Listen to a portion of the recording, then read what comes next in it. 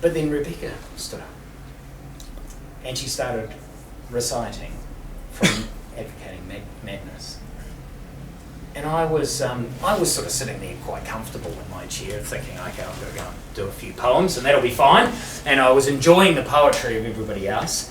And then Rebekah spoke and I was like, oh, hold on, holy shit, there's something going on here. There's something a bit different.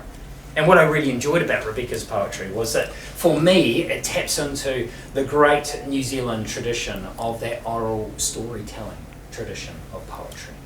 And so for me, and I know that other critics have raved about her work and have spoken about those threads of that storytelling component of living in paradise, but also having a hard, sometimes sinister, sometimes quite dark edge to it.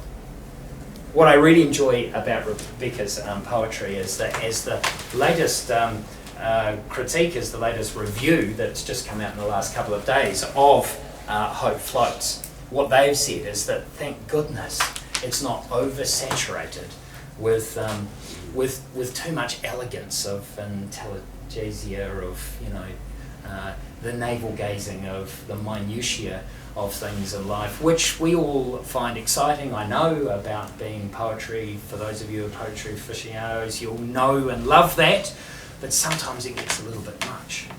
And to actually find a poet who talks about real life circumstances, but subscribes to the famous architect and chair designer Mies van der Rohe, less is more, is nice to give us the space and the pause to be able to appreciate the impact